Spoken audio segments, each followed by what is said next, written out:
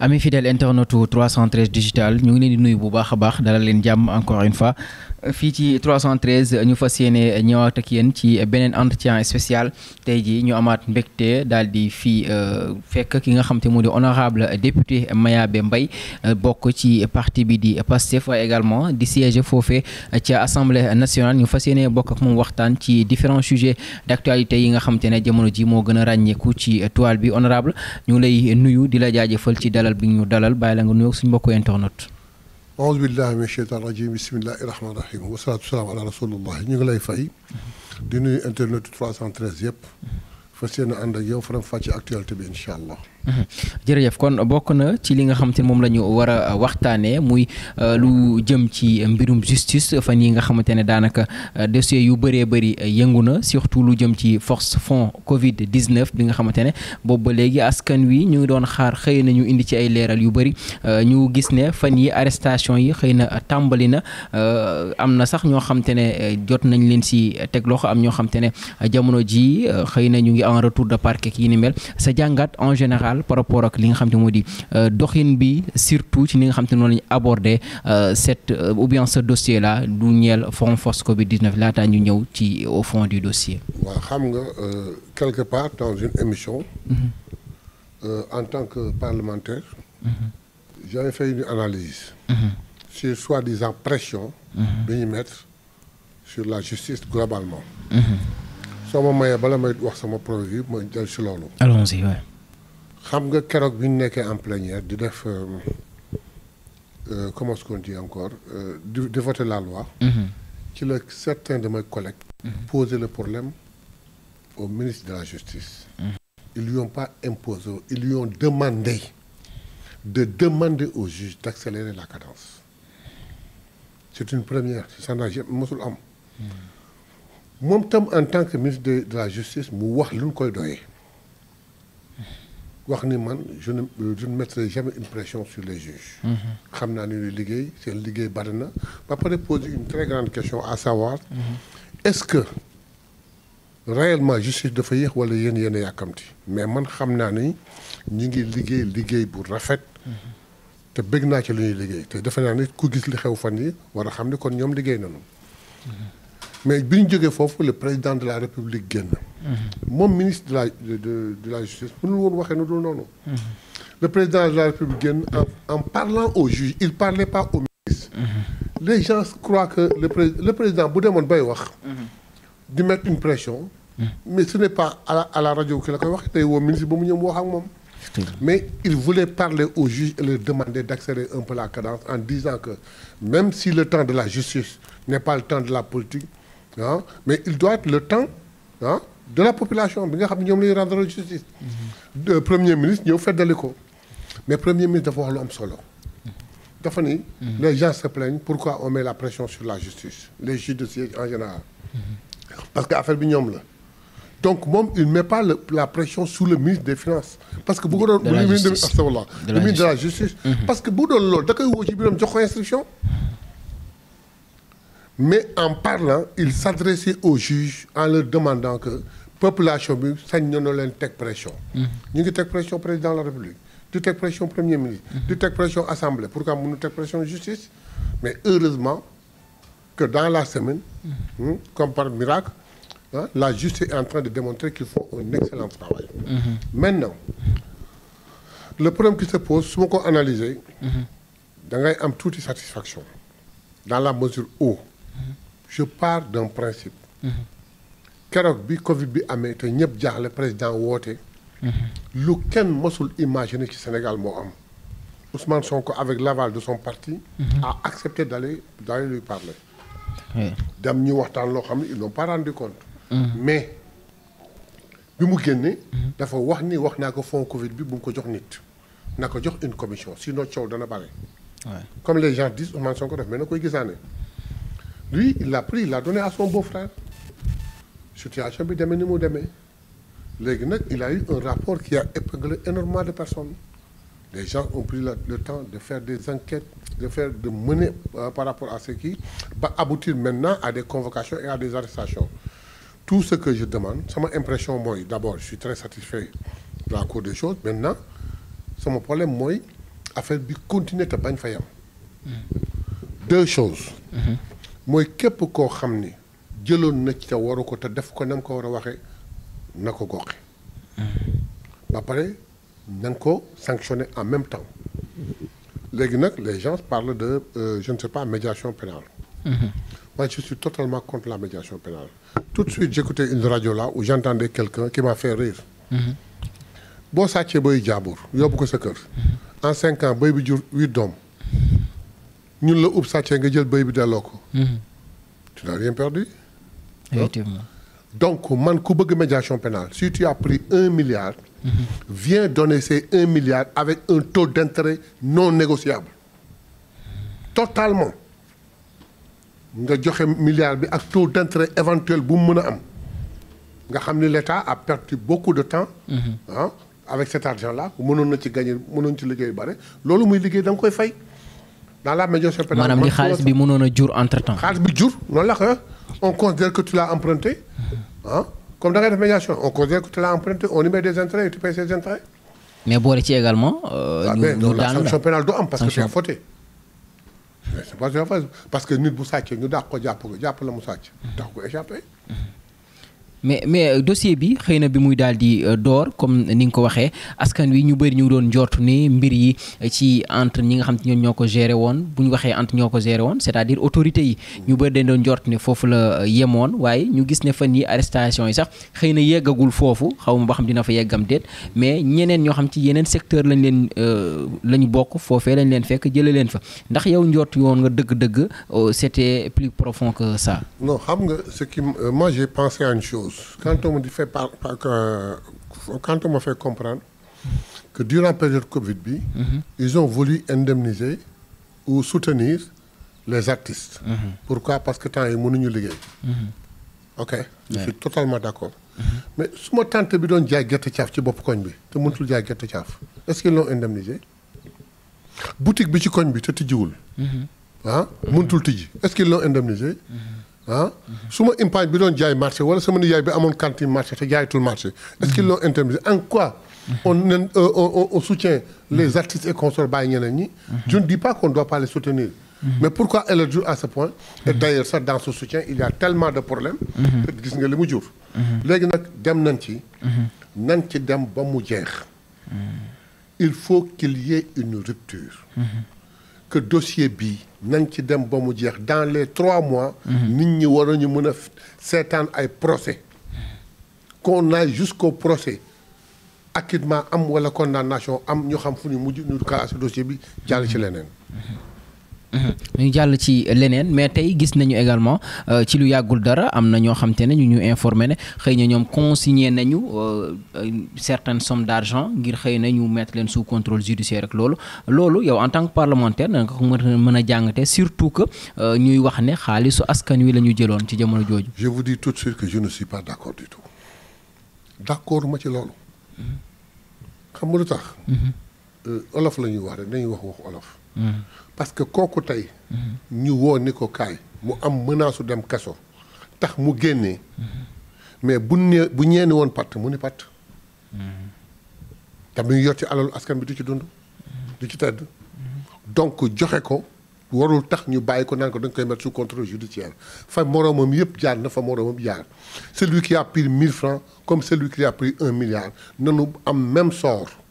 nañu am même sort nañ leen traiter de la même manière. lu ñu ciy sanctionné kii nañ ko sanctionné keneen. mu équitable. ku si nekk ak sanction bi nga yor. sanction bi nga yor en fonction niveau bi nga toll. mais joxe ñu dem ñibbi sa kër moom je ne suis pas d'accord.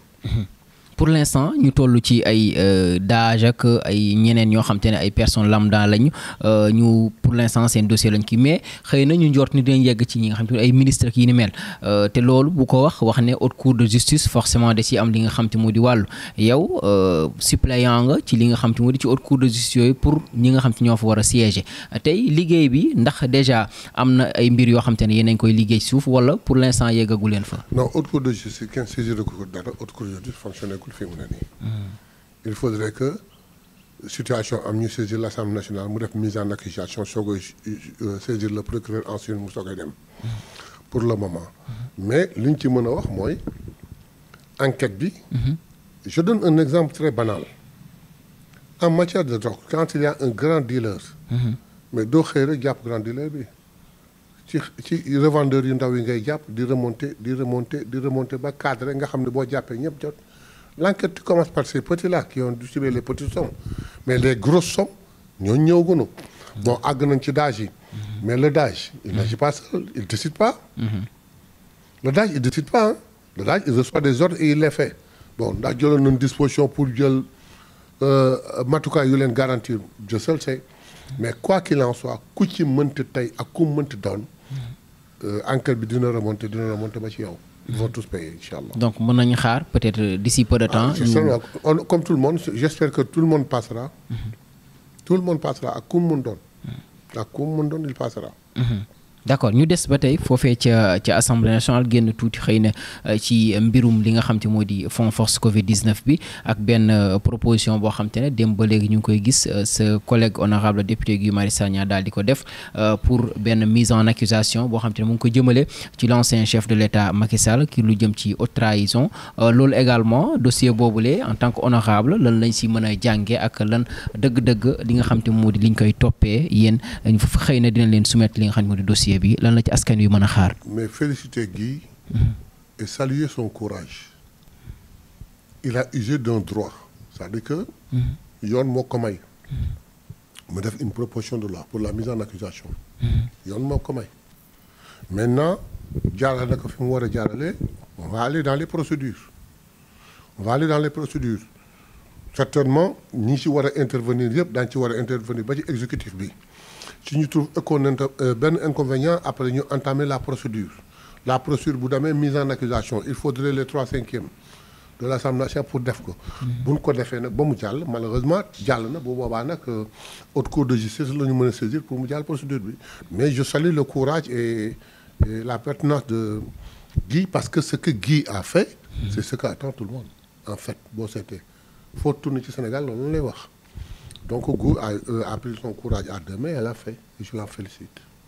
maintenant attendons la suite.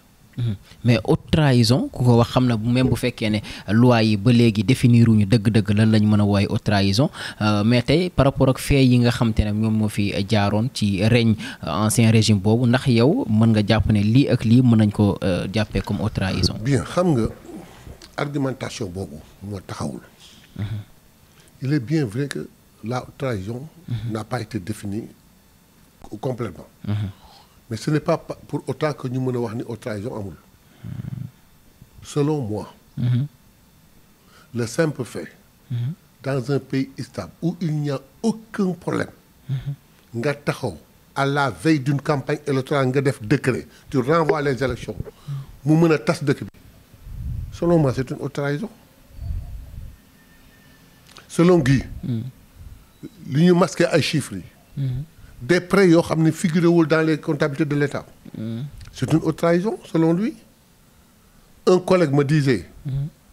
mais Mayabé le simple fait que nga ñëw jël fonction. l'affaire Petro-Tim tu demandes une enquête l'enquête te dit que écoutez kii mënul jot contrat bi. amul xam-xam bi amul alal ji te amul expérience bi. te ginnaaw loolu sa rakk mi ngi ci waru ci bokk nga force jox ko c'est une haute trahison. on peut en définir des milliers et des milliers. des milliers et des milliers. donc en fonction ci yi nga xam ne mooy dugg Guy a cité les chiffres. ah yii ñu masqué yii disparaître. mais est-ce que un autre député ne va pas venir appuyer en donnant beneen argument beneen député ñëw jox beneen argument beneen député ñëw joxe beneen argument en fin de compte on se retrouvera sur 4 ou 5 ou 6 voire même 10. kon mën nañu xaar lu ci mel ay amendement ñu yokk ci. peut-être amendement ñu yokk ci peut-être. dëgg ma la ñu xaar la suite des choses. donc moi je salue le courage de Guy et vraiment je dis que ni c'est son droit le plus absolu de le faire il l'a fait maintenant attendons la procédure. peut-être loolu bu demoon tey ba mu aboutir xëy na yeggaguñ ca mais ça serait la première fois muy am xëy na ci histoire u Sénégal loolu lan nga mën a jàpp ne mën na ko def ci image yu réew mi. dara lu baax. ça montre la rupture. dafay wane ni rek. lan doon wax ci ñun dëgg la. ak ku mu mën doon def na ko. na fay. il l'a fait il n'a qu'à récolter les pots cassés. ak ku mu mën doon. ce sera une première. Et ce sera un exemple boo xam ne dana tax keneen ku yor déew. nga xam ni loo fi def ëllëg mën na la topp. Et d'ailleurs c'est salué par toute l'Afrique. Regarde la presse africaine li ñuy wax mise en accusation boobu bi mu génnee lii la presse africaine les gens disent que voilà un pays où les gens savent ce qu'ils veulent, où les députés savent ce qu'ils veulent, où les députés détectent les problèmes du peuple et ce que le peuple veut et le dit. Donc voilà noonu laa ko xalaatee donc du nekk lu dul lu baax mais nag lépp na tegu ci yoon en respectant tous les droits. surtout. de l'ancien président tous ses droits. ñu respecté ko te mu jaar ci procédure bu amul sikk sàkk lu ci am sikk sàkk nañ ko dindi teg fee waaye loo xam ne nag c'est avéré moom nañ ko jël téye ko man noonu laa gisee. donc xëy na pour l'instant ñu mën a xaar li nga xam te moo di mbir yooyee en attendant comme ni nga ko waxee mu jaar ci circuit bi nga xam te war na si jaar ba ñu xool fan lay mujj mais ci mbir moomee ba tey gis nañu également seen collègues yi nga xam te ñoo faree ci groupe parlementaire Takku Wallu ñoom ils ont dit que dinañu faire face à cette proposition là ngir xëy na défendre li ki nga xam te moo di seen ancien. Le contraire m'aurait surpris. Le contraire m'aurait surpris. Ah bon? Si vous avez applaudi pour dire que félicitations à Guy, ça m'aurait surpris. C'est une réaction normale et naturelle. Hein? C'est une réaction normale et naturelle. Moo doon seen tête de liste. Effectivement. Donc nii la ñu mën a réagir. Ils vont s'opposer. C'est leur droit de tout faire pour que cette loi ne passe pas, cette proposition ne passe pas. Mais à nous, hein, les députés qui prônons la rupture et pour prônons la justice, hein, c'est à nous de tout faire pour que ça passe. Donc ce sera une confrontation entre deux partis. Donc mais dans la démocratie dans la. lu mu leen jaral xëy na dina leen jaral yéen également lu ko raw pour loi bi passé. mais lu mu leen jaral pour du jàll.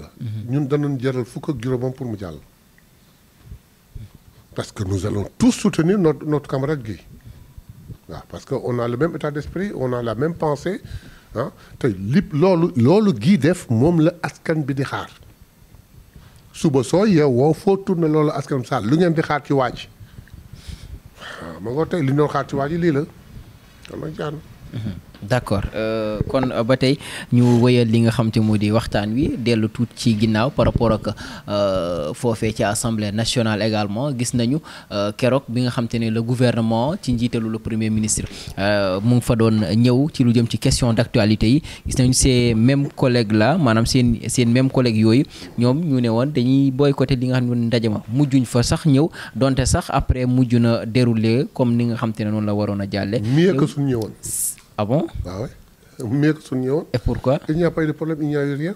On a posé les bonnes questions que attendait le peuple au Premier ministre qui a répondu à toutes les questions. Bon, pour parler de ça. yaakaaroon ne peut-être seen question bu ci dolleek woon mënoon na am un surplus. Naan la wax ci loolu lu tax ñëwuñu. Allons-y. Mais avant cela seen boycott. dañ ko axé sur deux choses. que ni respecté wuñu le règlement intérieur de l'Assemblée nationale. Deuxièmement, que doxalinu président de l'Assemblée nationale. El Malick Ndiaye. Mais comme j'avais dit tantôt du ma ko tontoo sama wax du ma ko tontoo sunu wax mais seen wax laa koy tontoo. Et Tafsir Thioye. Il faut saluer son courage. Et sa constance dans cette affaire. Bien précis. Il a été courageux et constant. Pourquoi? déglu naa ko dans une émission. Effectivement à la RSI mu wax ni. dafay féliciter le président de l'Assemblée nationale bi nga xam ne ñu def une gestion inclusive. recevoir nañu waxtaan nañu 2 heures de temps ça tabu sur tous les sujets. lu mu wax dafay concerté wu nun lu ci sunu wàll dañu ko jox luy sunu responsabilité dañu ko jox ba boole nañu ci commission bi def la réforme du règlement intérieur. C'est Tafsir qui parle.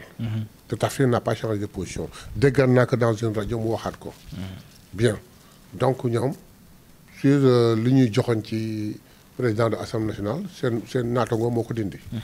Maintenant vous avez posé une question très très pertinente en disant que moi je vous ai dit que gën na neex bu ñu fa nekkoon. Pourquoi? Parce qu'on a posé toutes les questions yi nga xam ne askan mi ngi ko doon xaar. et il a très bien répondu nga ne ma est-ce que bu ñu fa nekkoon dina poser yeneen question non mënuñu poser yeneen question yu dul actualité yi nga xam ne mu posé nañ ko mais la pertinence ak l'effet bi mu doon am bu fekkoon ñoom ñoo ko posé moo changé parce que ñoom il savait que ni le gars là il maîtrise très bien ses dossiers le premier ministre il maîtrise très bien ses dossiers mais imaginez que ñoom bu ñu ñëwoon ils seront obligés en tant qu'opposants de tenir compte de l'actualité, de voir les choses les plus saillantes, les choses les plus saillantes de l'actualité nga posé ko. Nous l'avons posé mais du am punch boobu su ko opposition posé woon ci lay gën a am punch. Et tout le monde danañ jàkk di xool premier ministre ba xam lu muy tontu. ñoom xam na ne premier ministre gère très bien ces dossiers waxuma dara ces ministres sont sortis haut la main donc iñaane nañu ñëw poser question bi mu répondre ko génn ci haut la main. C'est pourquoi ñu toog pour bañ ko mooy buzz en fait loolu tax ñu toog ensuite ñaar li ma ci njaaxal mooy ñoom nee nañ duñ ñëw bokkuñu yóbbantewu yónneewuñu ñëwuñu. Mais après loo yóbbantewul ñëwul yónni man defoon naa sax ñoom duñ ko seetaan je les vois le lendemain commenter. Après je me suis posé des questions je me dis mais c'est pas vrai ces gens kon ils ont regardé à la télé. man su ma geddoon assemblée nationale. ni du ma ñëw benn plénière la fa xew sax du ma ko xool. gis nañu après am ku ci mel ne l'honorable député Thierno Alassane muy demande le premier ministre un débat entre ñoom ñaar. Thierno Alassane xaw ma lan laa ko war a wax Thierno Alassane dafa tàdd dafa bëgg ressusciter ce n'est pas Ousmane Sonko moo koy tàllal loxo Ousmane Sonko romb naka raw na ko. Ousmane Sonko. romb naka raw na ko. su fekkee dafa bëgg un débat sérieux la RTS est là yàkkamti Pape Alé Niang ko ci ko ne. bu fekkoon nag xool na ku mu yemal mbagg laaj parmi les DG ou parmi quelque chose comme ça sur un point bien déterminé bëgg un débat Pape Alé Niang organiser ko léegi mais premier ministre dafa am jotam premier ministre ak toute la charge bi nekk ci boppam. ak li mu fi mu jëmale Sénégal toog nelawatul dem dina toog di perdre une heure de temps à parler ak Thierno Alassane Sall qui sait même pas ce qu'il veut non il le fera pas il le répondra même pas àndandoog say maas la nga koy yemali mbagg. mais seen démarche boobu politiquement parlant yow noo ko mën a analyser. si démarche ban. seen démarche opposition par rapport ak boobu. non mooy daw rek ils ont fui leur responsabilité. C'est comme ça que je l'ai vu. Mais c'est une trahison aussi du peuple. Ils ne savent pas qu'ils ne sont pas allés là-bas parce qu'ils se sont inscrits à un examen et réussir pour aller à l'Assemblée nationale. Ils ont demandé au peuple de nous représenter à l'Assemblée nationale. Quoi que puisse advenir, ils devraient pouvoir aller à l'Assemblée nationale et représenter le peuple. Donc l'UNIDEF c'est du n'importe quoi. C'est du n'importe quoi. ok ci foofee keroog dégg nañu kii di le premier ministre annoncé ay mbir yu bëri yoo xam te ne dans l'avenir dinañ si daal di agsi lu ci mel ne ay réformes yoo xam te ne ñu ngi koy xaar ba wax na sax ba wax ci benn projet de loi boo xam te ne du yàgg xëy na dina leen ko soumettre ngir ñu xoolaat nan la ñuy tëggaatee kuréel gi nga xam te moo di OFNAC nga xamante ne moom moo chargé wu lijjanti ay mbir yu bëri par rapport ak aminu ñi nga xam te ne ñoom ñoo di gérer bien public yi ak yooyu tey réforme yooyu lan lañ si mën a xaar dëgg-dëgg loo xam te ne askan wi dinay gis retombées yi saa si tembe. xam nga askan wi. xamul nu tëggee OFNAC. xam na kañ lañ ko tëgg. xam na OFNAC. xam na ko jiit mais xamul lu tax ñu tëgg ko. xam nga askan bi xamul lu mu xam. kii nekkoon suñu koñ. balay Macky Sall di yéeg wala balay nguuru Macky di yéeg car rapide la daan jël tey il est multimilliardaire. sunu xaalis boobu naka laay def ba récupérer ko loolu la askan bi loolu question boobu la askan bi posé ci par sa antenne bi ma profité wax leen ni Macky bi mu waree def dafa jël ku mel na Bassirou Gueye ak Bassirou li mu def ci dëkk bi yépp jël ko yóbbu ko OFNAC ba pare tënk ko fa tënk boo xam ni ku mënti doom même président de la République Bassirou Diomaye Diakhar Faye mënu ko fa dindi 6 ans yi matul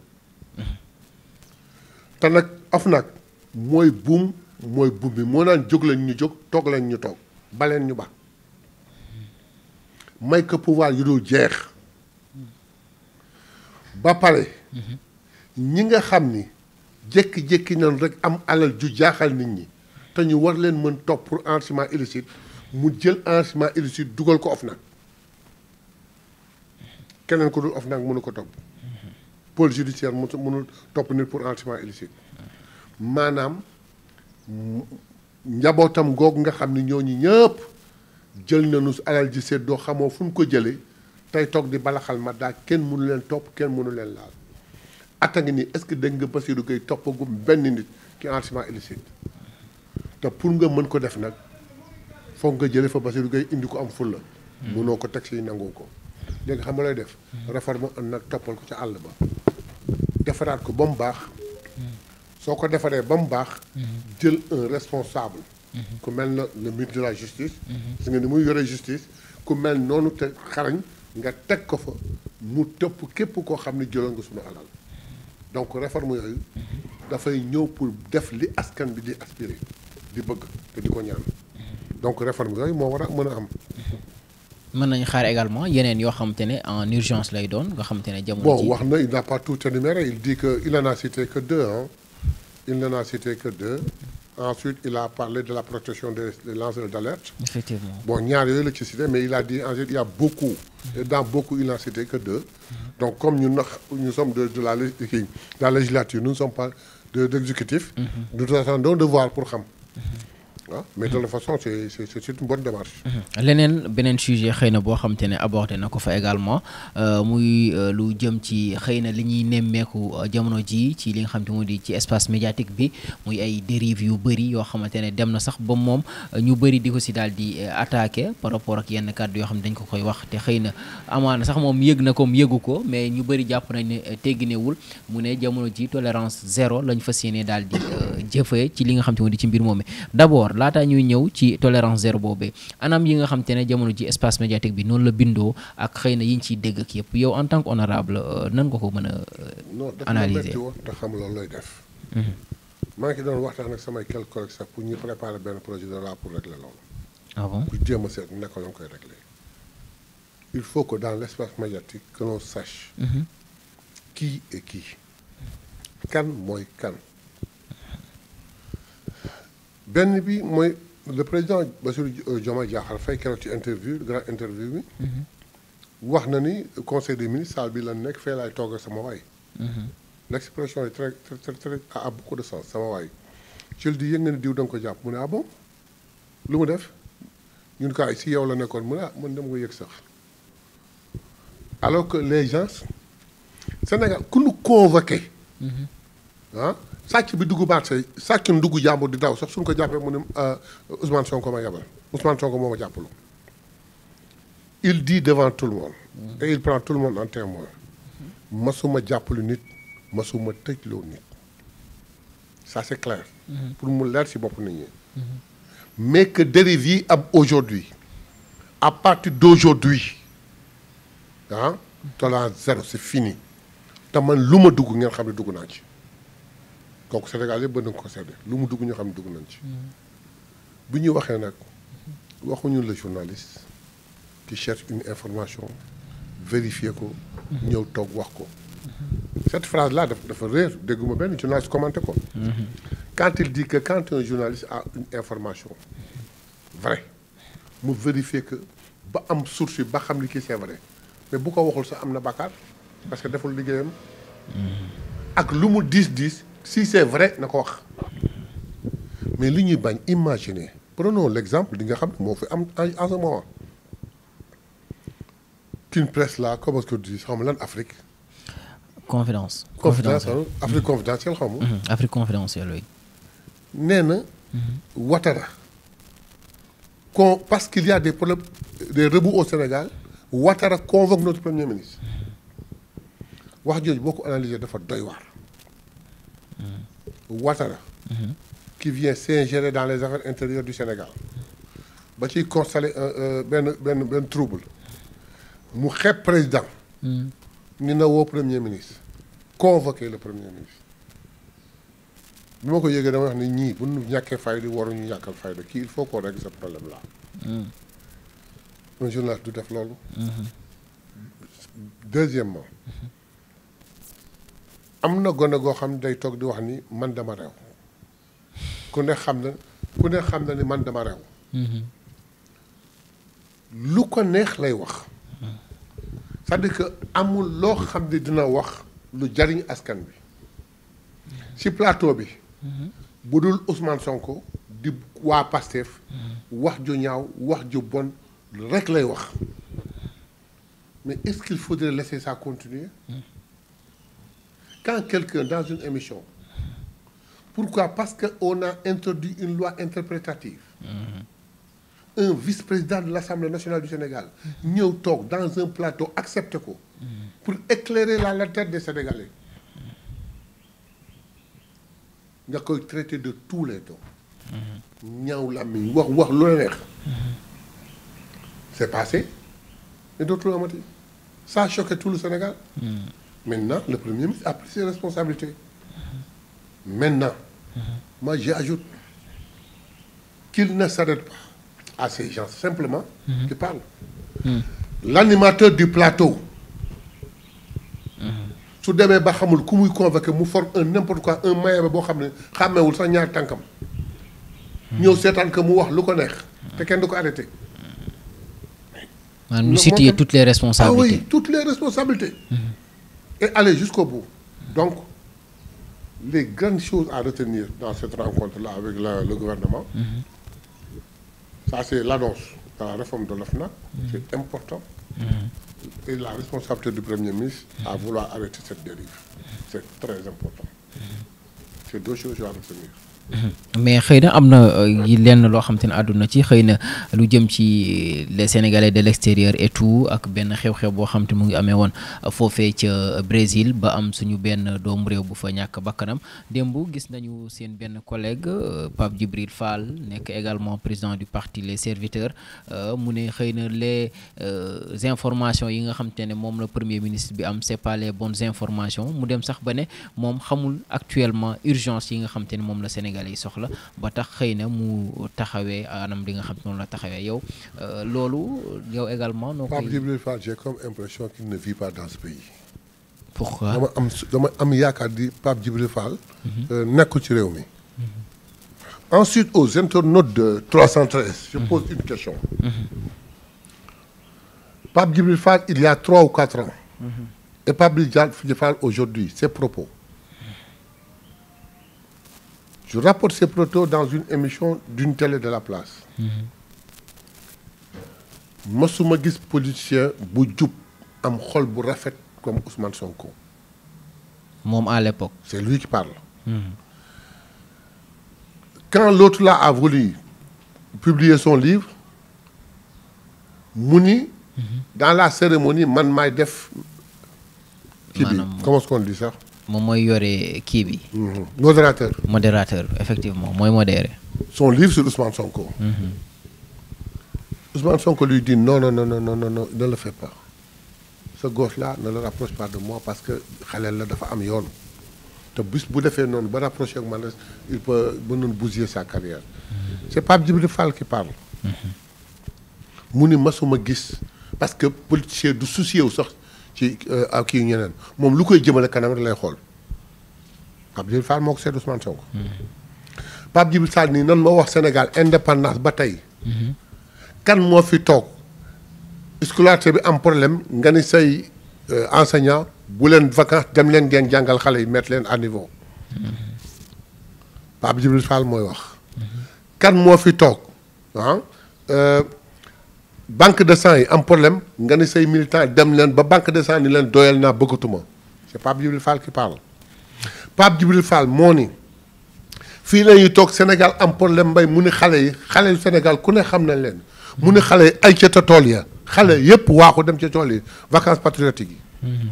ci Ousmane Sonko rek lañ ko gisee je n'ai jamais vu un politicien comme Ousmane Sonko 3 ans après il change et lui il pose des questions. Vous lui faites des affirmations que Ousmane Sonko xawul li xew ci dëkk bi Ousmane Sonko maîtriser wul dëkk bi Ousmane Sonko qu'est-ce qui a changé entre-temps. Tout le Sénégal sait que Ousmane Sonko c'est la constance donc changement bi ci moom la na xoolaat boppam. Lui n'a pas droit à la parole. Amsatou Sow Sidibé mi ngi fii. son. Amsatou Sow Sidibé mi ngi fii. il n'a pas droit à la parole. c'est-à-dire. moom moo jëloon parrainage yu Amsatou Sow Sidibé jaaraat ci suuf dem di ko excuser wu kooku ne ko wax ko publiquement ni nga waxoon yëpp. mais damay résumer yëpp en une phrase sa phrase. muy ban. moom moo wax. vidéo baa ngi daw. un politicien. bu askan bi sonnee bay jooy. amul moyen wala amul stratégie bu mu régler le problème de la population. mu ànd ak population bi di jooy. c'est parce que matul njiit. moom fu mu dem jooy. waxuma sax boobu mu xam problème ay mais ay problème boppam sax da koy jooyloo. gis nga bun nu wax law dàgg sante du suñu wàll. c'est que il faudrait que mu xam ni moom malheureusement. retraite anticipée politique la nekk. benn échéance su ko desee mooy échéance bi à l'Assemblée. daf ci waroon mooy taxawu pour ressusciter wu éventuellement ndegam mën na ne parce que pour man je ne vois pas plus de 30% de chance pour mu ressusciter wu.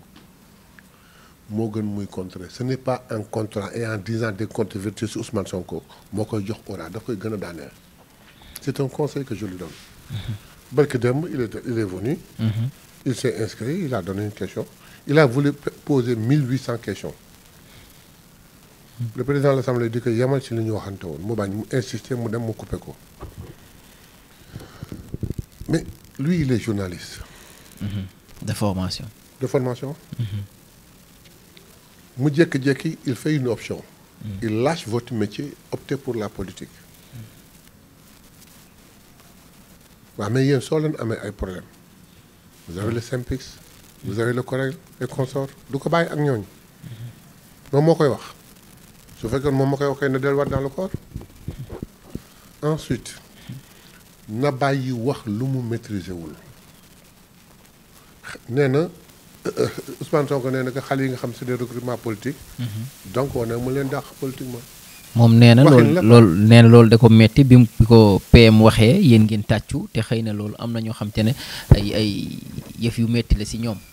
très bien on ne peut pas faire des omelettes sans casser des œufs. ces gens-là. yi ñu dugal poste. poste war a am 1500 ñu yóbbu ko ba 2700. c'est tous des militants de l'APR. en moom fekk na jamono jooju ay sénégalais bon teint yu jàng am niveau. et je vous dis que la plupart de ceux qui ont été intégrés à la poste amuñu niveau. alors que sénégalais yu jàng ba am niveau ñu ngi fi taw. pourquoi parce qu'ils ne sont pas de l'APR. bu dul dara sax waroon na leen mën dàq. mais deuxièmement là n'est pas le problème. le problème est que poste actuellement dañ koy def sous perfusion pour mën a survivre. atteindre roulement salarial bi. est-ce que état bi dafay continuer loolu ba kañ. faudrait-il ñi nga xam ne dañu mujj yéeg ci car rapide bi fees na ba ëpp ñi mujj yéeg nga wàcce leen pour car rapide bi mën a am équilibre daw normalement. lui il n'a absolument rien compris. il veut parler il n'est pas arrivé il veut parler des policiers. Ouais. Les policiers on les a pas renvoyés. c'est un contrat qui est expiré. su xamul luy contrat na dem liiraat contrat. nee na la constitution mooy livre de chevet am. nee na les xasaayid ñooy livre de chevet am. nee na alxuraan mooy livre de chevet am. nee na code yëpp ñooy livre de chevet am man kon chevet bi ay 50 000 livres ci nekk. kon il n'aurait pas oublié l'article que le premier ministre lui a cité. day wax rek lu ko neex. parlant des contrats expirés de la police. fan la jóge il faut ñu rappeler historique bi. Macky Sall bi mbedd mi jaxe xale yi nekk ci mbedd mi mu jax. si leen trouver une stratégie qui consiste à sortir une bonne partie de ces gosses de la rue. boole kaak ay gossam yi xaar.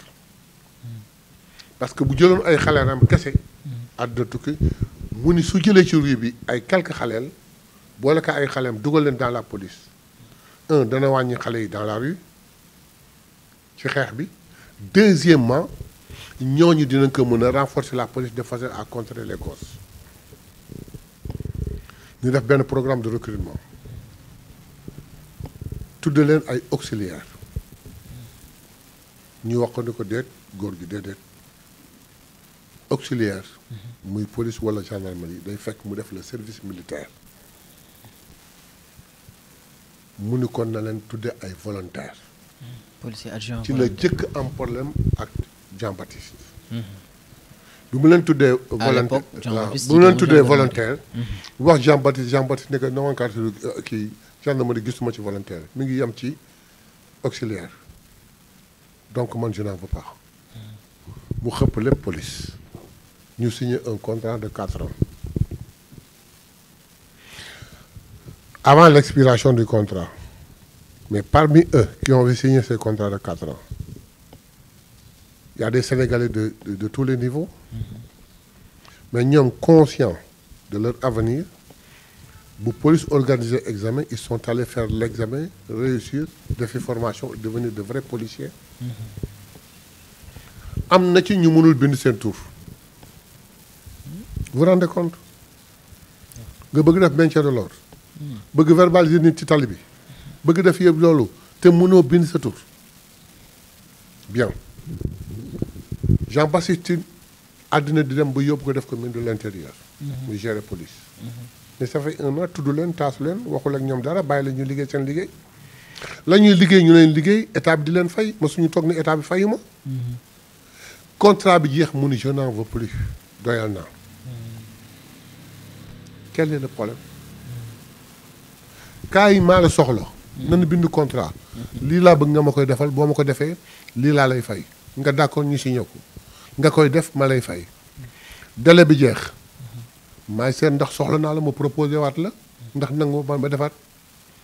boo nangoo ma defaat boo nangul ma bàyyi. wala nga ne ma yokkal ma wala dara dans un contrat c'est ça. mais kii jeex na. benn part bi ni baax na doy na. mais jeex na c'est fini. amuñu problème boobu. il faut que Sénégalais yi xam ni nguur gi ñafe bi muy ñafe restriction yi muy def pour bañ Sénégal suux la mais yéene bi mu am ci askan bi te askan bi ñoom ñooñu ci lan bokk. bu doon suñu sagoo suba xale bu ne am fooy xëy waaye àddina sottiwul benn kii. ah. kër ganaar gi ci kër gi nen na ay nen. xale bi xiif na. ñaar lay mën a am nga jël benn na toj ko omelette jox mu lekk su ko defee di nga soulager xiif gi mais toj nga leen yàq nga doo am cuuj c'est-à-dire que il faudrait que ku mel ne Pape Djibril ñu bàyyi di xeexu jàmbur. À l'Assemblée nationale il est député am na champ de proposition de loi yu bare lan moo tee mu defar ay proposition de loi dugal ko par rapport ak li muy kaas yëpp. lii c'est pas normal lii c'est pas normal lii xamul ni mu ne ni nga ko defee du nii d'accord demal nga toog nga étudier nga bind benn proposition la dugal ko concernant une affaire bien déterminée ñu xool il me dira certainement parce qu'il n'est pas magistrat bu demoon gaa ñu koy rejeté naka def te muy nekk lu baax ba xam naka def te muy lu jëriñ askan bi ba xam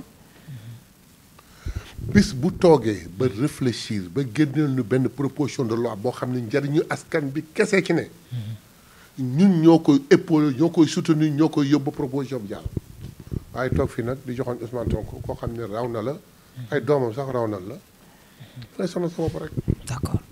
d'accord fi ñuy jeexale xëy na muy politique bi nga xam te ne moom la état bi nekk di dérouler jamono ji surtout lu jëm ci ni ñuy fexee ba am li nga xam te moo di autosuffisance alimentaire et tout surtout campagne agricole 2025-2026 bi ñuy waajal ñu gis déjà intrants yi à partir du 25 de ce mois-ci 25 avril war nañ ko commencer di séddale waaye également état bi nar a dégager budget bu toll ne 130 milliards ci lu jëm ci li nga xam te ne moo di ci mbéy moomee ci secteur bi kese yow noo jàngatee cette décision là waaye également politique bi nga xam ne moom lay dérouler depuis lors ci mais continuation la bi ñu soog a ñëw à moins de 2 mois li ñu njëkk def mooy ah les opérateurs économiques yi nekkoon ci kii bi. mbay mi agriculture ñu fay leen seen bool yëpp. les boolu opérateurs 3 ans. ensuite. ñu génne engrais bi le plus rapidement possible. jox ko armée bi ñu distribuer ko. on a fait un effort mais je reprends. les propos du ministre de l'hydraulique. le directeur du ministre de l'hydraulique qui dit que. amuñu kii nawet bi du sunu nawet. effectivement on a essayé. dans la limite du possible de nous rapprocher de nous rattraper def ko ça nous a échappé mais ren ji nous avons pris toutes nos dispositions def ci 130 milliards lu mosul am un conseil ministériel à temps dans le mois d'avril. dégg nga le ministre de l'agriculture keroog à l'Assemblée nationale. wax ni engrais yi ñëw na intrants yi ñëw na tout est prêt. am na loo xam boo ko bëggee ku bëgg aakara da ngay ñeme kaan yi. et là malgré la conjoncture mais heureusement xam nga fan ngay natte la relation askan bi ak gouvernement bi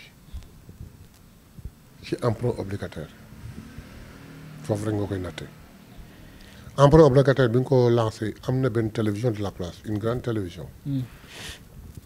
où des gens sont restés ils ont commenté doo leen déglu nga naan ñii c'est même pas des Sénégalais qui à la limite souhaitaient un échec et promettaient de faire une émission spéciale après cet échec pour quelqu'un qui demandait 150 milliards. ah. oui 150 milliards. Oui. On lui donne 450 milliards. 405. mais ils n'ont pas fait l'émission spéciale loolu askan bi dafay wan ni wóolu nañ leen gëm lañ leen te xam nañ fi ngeen ñu jëmee donc ñoom tamit bi ñu jotee loolu. il faudrait que li nga xam ni moom la askan bi gën a soxla mooy lekk ak naan ñu def ko ci mais am na leneen lu ñëw. comme. ñu ngi absorber les comment est-ce qu'on dit les abris provisoires. li ma sama xaritu kaw bi di wax ni ma nangu leen almet gii ngeen jox gone gi gone gaa ngi taal àll bi rek. lamp yi. waaw non moom noonu la ko mu ne ma nangu leen almet gii ngeen joxe gone gi gone gaa ngi taal lamp yi rek de gone gaa ngi taal àll bi rek. voilà tout ça mooy wane ne ñun nous ne faisons pas la politique comme les autres ñun nous ne sommes pas venus pour nous enrichir nous ne sommes pas venus pour yëkkati ay mbagg di wut daraja nous sommes venus pour être l'esclave du peuple. président de la république nelawul guddeeg bëccëg di def lu ne pour que Sénégal jëm kanam premier ministre mayul ministre yi noyyi moom it nelawul mi ngi def kéemtalaayu kàttanam boo demee assemblée nationale en 5 mois en 5 mois El Malick Ndiaye révolutionné ko te boo bëggee xam assemblée nationale bu ko laaj député yi demal laaj le personnel de l'assemblée nationale. trouve un moyen d'interviewer un des personnes de l'Assemblée nationale kenn ku ne jox na la sa titre jox na la sa daraja dellu si na la Assemblée nationale nekkat Assemblée nationale qui pouvait penser il y a 8 mois que l'Assemblée nationale en un temps record de moins de 5 mois pouvait se remarier avec le peuple bu njëkk lu nit ñuy wax quand il y avait plénière à l'Assemblée nationale lu ñu fa waxati ku fa kana fa xeex ku fa xuloo kenn xeex fa mais léegi boo nee plénière 10 heures mais à 9h30 tout le Sénégal est devant la télé toog de seetaan parce que xam na ni dañ leen fay waxal seen wax xam nañ fi dañ leen fay tontu lu dal seen xel donc loolu mooy Sénégal tardé nag bay gedd plénière baaxul tardé ba ñëw plénière di wax lu la wax lool baaxul nañu jafandu li may wax rek nañu jafandu Sénégal ñun moomuñu ko opposition moomu ko non inscrits yi moomuñu ko ñun ñëkk ko bokk moom te dafa rek nu tax a jóg et s'opposer ne veut pas dire que lu nguur gi def baaxul s'opposer ne veut pas dire que lu nguur gi bëgg def nga da nga koy fakastal s'opposer c'est pas ça l'opposition qui vivra au Sénégal avec nous parce que nous sommes là pour très longtemps de l'opposition qui survivra ici c'est une opposition d'idées mais opposition politique bi comme ni le gosse laa def Abdou kii Fall. du dem. opposition politique. moom moo ñuy jàllee. c'est-à-dire que opposition d'idée. maanaam nit ku am xam-xam. toog xool ni jël référentiel bi jàngat ko ba mu jàng na ni référentiel bi jàngat naa ko lii ak lii ak lii ak lii d'accord naa ci totalement lii ak lii ak lii ak lii xaaral ma ñëw lii moom baaxul nan ma yabal kenn ci ñoom ma toog ak ñoom ñu discuter débat Sénégal yëpp seetaan boo ñëwee boo critiquer ñu jël en compte tes critiques boo suggéré ñu jël en compte say suggestions ñu amélioré que qui en bénéficie mais le peuple waaye toog fii man wóor na ma ni ils n'ont même pas lu le référentiel ils ne savent même pas fu ñu jëmale Sénégal ba pare toog bëgg opposé wu lu ñu def nga xëpp suuf c'est pas comme ça s'opposer du noonu du noonu. D'accord. Boole kaak de la même manière le dialogue qu'on a appelé bi président woote. Dialogue national le 28 mai. D'habitude. coow day am wala coow di jege si. élection di ñëw coow li bare ñun nanu woote waxtaan. wala ñu jóge ci élection coow am nanguwuma d'accord contestation ñu ne kaay ñu waxtaan. mais actuellement le président Bassirou Diomaye Diakhar Faye. mais nekkul sur aucune pression. dara soxalu ko dara yëngalu ko su ko neexoon toog palem di naan ataayam di diriger Sénégal. mu ne mais am na échéance yu ñëw. coow li ci parrainage yi bare na. coow li ci code électoral bare na. coow li ci fiche kii bulletin unique bare na ak yeneen. donc nañu waxtaan tey balay loolu di ñëw. et pour ce faire une commission est là. def leen ay TDR ay termes de référence. acteurs yëpp waxu politiciens yi de acteurs yëpp. société civile ak. Serigne Seck. toutes les couches képp koo xam ne toutes les couches nga jox leen. damay xaar ci ñoom ñaar. benn bi mooy loo xam ni proposé te bëggoonu ko ñu amandé ko. loo xam ni fàtte nañ ko ñu proposé ko. comme ça bu ñu ñëwee toog waxtaane ko tënk ko exécuté ko jàmm ni ngoy mais nañ ko comparé ak la dernière fois. bi président Macky Sall woote rassemblement. biñ nekk bon mais yow booy woo ay nit waxtaan sax da nga leen jox ay TDR. da nga leen jox ay termes de référence. muy non boo leen demee ba ñëw après ñu discuter des termes de référence. vous vous rendez compte. si par extraordinaire. man ñëwoon na accepté ma ñëw ba toog ñu jox ma ay termes de référence yoo xam sur les 10 ou 14 termes d'accord ma ci benn. lu may def takkaat samay bagage ñibbi. c'est du temps perdu. donc ñun noonu la ñuy doxalee réew mi et moi je les lance un appel. S'opposer, ce n'est pas écraser tout. S'opposer, ce n'est pas être le contraire de toutes les décisions, au contraire de toutes les décisions. S'opposer, c'est penser peut-être plus que l'exécutant. Parce que yow moom il est dans une pression yow non nga mën a xalaat non du ñuy joyantil du ñuy defaral nii du ñuy defal nii bu demee nag ba dëgër bopp nga toog ak waxal askan bi lii newoon naka li la preuve suñuy premier proposition c'était kii ci rapport Covid bi. s'opposé Ousmane Sonko bi mu génnee ci audience Macky Sall lu mu ko wax. xaalis bi bu ko jox nit jox ko une commission. c'est comme ça qu'on s'oppose boo ko joxee nit dina am problème mais jox ko toute une commission. le gars dëgër bopp jox ko nit moo indi problème yi tey c'est ça s'opposer. s'opposer mooy Macky Sall fii nga teg sa tànk du sotti du dem baaxul dellul ginnaaw mu bañ waaw bu mu demee ba xam ne kii mu ni kii xamul raay xamul kii rapport de force kese la xam mu soogay defaru nag ni ay kon on va ci rapport de force bi qui nous a amené pouvoir sachant tout ça mais nous ne comptons pas faire comme Macky a fait. Nous attendons des critiques et des suggestions mais nekkul lu ñu def nga xëpp ci kaani on finit par te mettre de côté et continuer comme on a fait avec l'Assemblée nationale. D'accord.